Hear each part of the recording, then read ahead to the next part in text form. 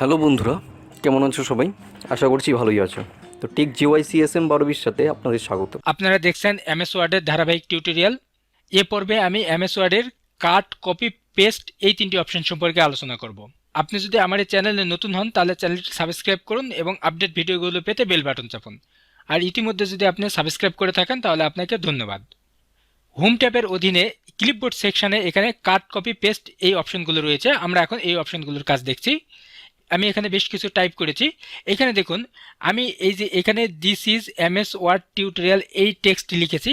আমি যদি এই টেক্সটটি এখান থেকে কপি করে আমি অন্য আরেকটা জায়গায় নিতে চাই, অর্থাৎ এই টেক্সটটি এখানেও থাকবে এবং অন্য আরেকটা জায়গায় থাকবে, তাহলে সেক্ষেত্রে এই টেক্সটটি সিলেক্ট করতে হবে। আমি টেক্সটটি সিলেক্ট করলাম। তারপরে এখানে হোম ট্যাবের অধীনে ক্লিপবোর্ড সেকশনে কপি যে বাটনটি রয়েছে এই বাটনে ক্লিক করতে হবে। তারপরে আমরা যে জায়গায় টেক্সটটি নেব সেখানে কার্সর নিতে হবে, অর্থাৎ সেই জায়গায় ক্লিক করতে হবে। আমরা যদি এই লাইনের নিচে এই জায়গায় নিতে চাই তাহলে এখানে আমি এই লাইনের শেষে আমি ক্লিক করলাম, তারপরে এন্টার প্রেস করলাম, এখানে কার্সর চলে আসছে। এখন আমরা এইখানে এই যে ক্লিপবোর্ড সেকশন এই পেস্ট যে বাটন রয়েছে এই বাটনে যদি ক্লিক করি তাহলে সেই টেক্সটটি হুবহু এখানে পেস্ট হয়ে যাবে। এরপর আমরা কাট অপশনের কাজ দেখব। কাট অপশনের কাজটি হচ্ছে, আমরা কোনো একটি টেক্সট কোনো একটা জায়গা থেকে অন্য জায়গায় স্থানান্তর করতে যাচ্ছি, সেক্ষেত্রে কাট অপশনটি ব্যবহার হয়।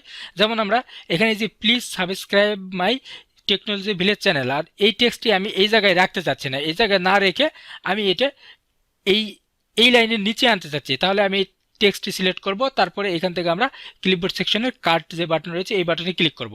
তাহলে দেখুন এখান থেকে টেক্সটটি রিমুভ হয়ে গেছে। তারপরে এখানে আমি এন্টার দিয়ে কার্সর আনলাম, তারপরে আমি পেস্টে যদি ক্লিক করি তাহলে সেই টেক্সটটি এখানে পেস্ট হয়ে যাবে।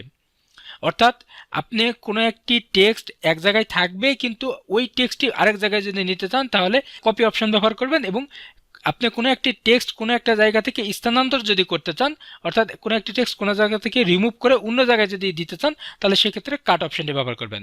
এবং সকল টেক্সট কাট অথবা কপি করার পরে আপনাদেরকে পেস্ট অপশনটি ব্যবহার করতে হবে। এ পর্বে আপনারা এমএস ওয়ার্ডের কাট, কপি এবং পেস্ট এই তিনটি অপশনের কাজ দেখলেন। টিউটোরিয়ালটি যদি আপনার ভালো লাগে তাহলে অবশ্যই লাইক করুন এবং শেয়ার করে অন্যদেরকে দেখতে সহায়তা করুন। আপনি যদি আমার এই চ্যানেলটি এখনও সাবস্ক্রাইব না করে থাকেন তাহলে সাবস্ক্রাইব করুন এবং আপডেট ভিডিওগুলো পেতে বেল বাটন চাপুন। পরবর্তী টিউটোরিয়ালে আমি ফরম্যাট পেইন্টার সম্পর্কে আলোচনা করব। পরবর্তী টিউটোরিয়াল দেখার আমন্ত্রণ জানিয়ে এখানে শেষ করছি। ধন্যবাদ।